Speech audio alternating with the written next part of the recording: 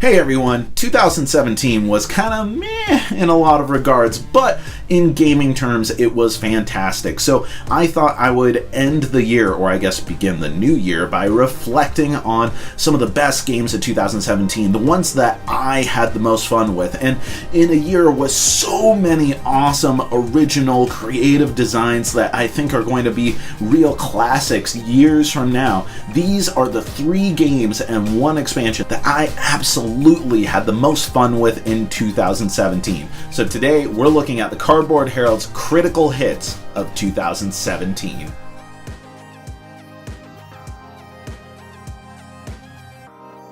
Alright, so the first critical hit is Ethnos. When I went to Dice Tower this year, I saw so many awesome new games, and it was a great players convention where you got to actually check out all these new designs. You saw a bunch of stuff that was in development and the hottest, latest games that you could play at a broad range of player counts because it is a players convention, which is awesome.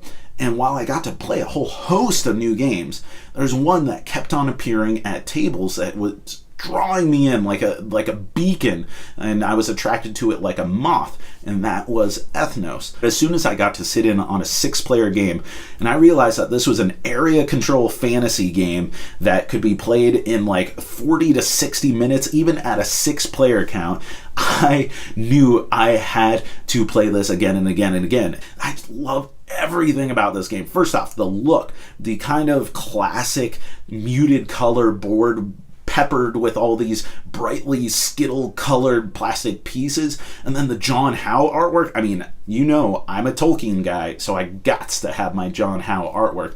And then the gameplay itself, it's a area control game, but it's not a combative game, it's a competitive game. And man, does it feel like you're starting some beef as soon as you put one of those tokens into someone else's territory, or better yet, when someone puts a token into my territory, you know I can't let that slide.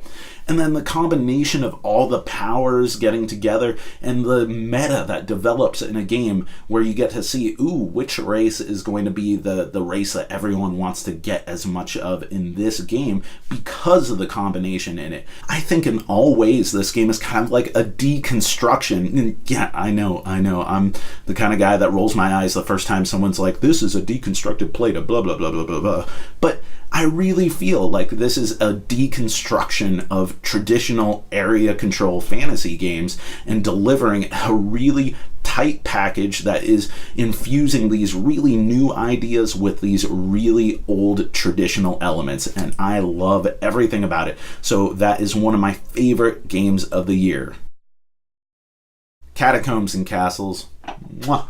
How good is it that there is an awesome distillation of all the great things that you love about Catacombs into like a 30-minute battle arena extravaganza. I mean, this thing is so incredibly cool, and I love Catacombs. Like, I really like the dungeon delve aspect of Catacombs, but you really had to set aside like an afternoon in order to really feel the Catacombs, and not so here. You can play several games of this back to back, or if you just have a little bit of time to sneak it out, you can totally do that. And while I think it plays well at all the different player counts, I really love this thing as a 2-player game where you have a full accompaniment of heroes. And let's talk about those heroes really quick. Each individual hero in this game is like way more compelling and dynamic than the individual heroes in the base Catacombs. And then just beyond the characters' abilities themselves, the skill cards that you assign to each of them in order to give you a really broad range of customizable options for what your team has at their disposal is really cool. And then there's little quality of life improvements that I really like in this game. Like, for example, taking out player elimination by having a shared team life pool. Not to mention the obstacles that you pepper all over the board. Those are freaking cool. I love all of the new things that this brings to the table, but the old stuff that it brings to the table is great too. The same thematic resonance and beautiful artwork and character design that you've come to expect from Catacombs is here. That kind of like super intuitive and clever dexterity adaptation of really complicated and abstract ideas from traditional fantasy games It's all in here. I don't think this is the in-depth game that Catacombs is, and that's okay because it's its own standalone thing and worth checking out. And bottom line, it can also be used as a character expansion because Elzra has all kinds of like integration guides in order to port this back into Catacombs. So easily Catacombs and Castles is one of my critical hits of the year. Do I need an excuse to talk about more Tolkien stuff? Nah. Do I want an excuse to talk about more Tolkien stuff? Of course I do, because that is one of my passions. Among my favorite representations of Middle-earth are various board games, and one of my favorite of all time to date, barring Middle-earth Quest, which has a very special place in my heart, is the new Hunt for the Ring. Like, this is insane that a game that is a prequel to War of the Ring, one of my favorite in concept adaptions of the Lord of the Rings, but it's not a game that really fits well into my lifestyle. But this thing is playable in an hour to an hour and a half per session with a save state in between, and making this cool unorthodox campaign thing between the first and second half. It's a fantastic hidden movement game, which totally takes on some of the problems that I have with a lot of other hidden movement games, where it doesn't feel like you have a lot of strategic meat to play with on your side. Like in this, both the hunter and hunted feel like they have tons of tools at their disposal in order to take on the other team.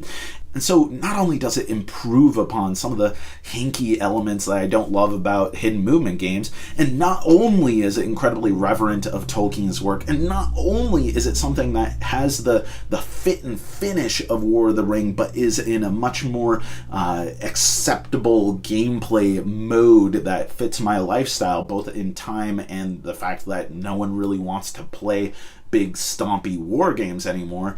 It's just a great game, period. And the number of out-of-the-box bananas things that it does in order to make it a really unique game really shine through. They took a lot of risks here. Like I mentioned earlier, the 2-act campaign thing that this game has going on, the fact that there's a save state in between, or you can just play from one game to the other, it's a really weird structure that you gotta have someone actually play with you for those 2 sessions to feel fulfilled. You wouldn't want to play them independent of one another, never to actually play again with the same player, because it's a cliffhanger after the first game. But it works, and that's a crazy thing. The fact that in the second half, the hidden mover, the ring bearer Frodo, is automated and is like a clockwork Frodo trampsing all over Middle-earth, and you are controlling Gandalf running interference for him. That's a crazy thing. This is not only my favorite thematic game that I played this year, but it is definitely my favorite strategic movement game of all time at this point, and absolutely one of my critical hits of the year. I'm actually talking about kind of 2 expansions, but they truly, in my heart of hearts, are one expansion, and that is Champions of Midgard, the Dark Mountain and Valhalla expansions, and they should 100% be played with at the same time. I see no reason not to, and I think that it takes Champions of Midgard, which is a good game, and makes it an excellent game. In Champions of Midgard, the coolest aspect of the game that sets it apart from other worker placement games is the fact that you're rolling dice. You're taking epic risks as you're going into those battles. And that feels great. It gives you the adrenaline of a real American-style game, while being overall very much a Euro-style resource management, worker placement fulfillment game.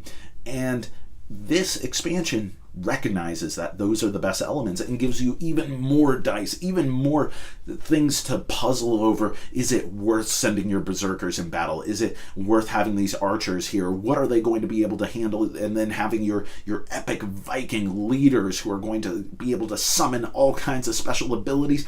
That is really cool. But on the other hand, what felt bad about the game is when you really lost bad, when your Vikings just got decimated, when you get flattened by the monster and you have no Vikings left. That kind of sucked, and that was a little sour spot with the original game. But in Valhalla, you earn little tokens, little credits. They're adorable every time one of your Vikings die, and you can spend those as warriors in Odin's Hall in Valhalla in order to get access to new abilities, to more dice, and to fight the ultimate epic foes out there. And sometimes you kind of want your Vikings to die, and that's a crazy thing to say in this game, but it just makes everything so much more dynamic. I absolutely consider these as one singular package. They were kickstarted as one thing, and yeah, you could buy them separate, but the rule books even reference each other, so just view them as one thing. So my critical hit for expansions in 2017 is absolutely Champions of Midgard, Valhalla, and Dark Mountain. The Dark Mountains. We love friends here at the Cardboard Herald, and Luke Minch, a budget board gamer, has been writing a ton of reviews for our site that I highly recommend that you check out, and check out his video channel. And so, because he's been involved in so much of our reviews going on over the last year, I wanted to make sure that he had a chance to voice his own critical hit opinion. So, Luke, take it away with your pick of 2017. Hey folks, it's me, Luke Minch from the Budget Board Gamer channel on YouTube, Games on Tape, and writer for the Cardboard Herald. And my pick for the board game of 2017 is Ex Libris. Now, Ex Libris is a game that Renegade Games released fairly recently, and for the most part it went under the radar, but in my eyes, this is one of the most aesthetically pleasing, best produced games that has come out in some time, and has one of the more interesting puzzles that I found in board games as a whole. And the theme is that you're building a library. I keep mentioning the game to people, and the moment I mention that it involves building your own library, people are immediately on board. It's fascinating. If you want to know more about this game, check out the Cardboard Herald sometime soon for my written review on Ex Libris. Alright everyone, before you start typing away at your hate mail at Cardboard Herald, I want you to know that 2017 was an incredible year for gaming, and there were so many great designs that came out that it blew my mind. But it is these games here, Hunt for the Ring, Ethnos, Catacombs and Castles, and the Dark Mountains and Valhalla, as well as Ex Libris, that all have earned the Cardboard Herald's Critical Hits of 2017 award. So thank you so much for supporting the Cardboard Herald throughout 2017. Thank you to Luke Minch for contributing a video and writing so many awesome reviews for our site. You should seriously check out Budget Board Gamer and all of his cool stuff. And lastly, just thank you for watching. I've been Jack for the Cardboard Herald, and you keep on gaming.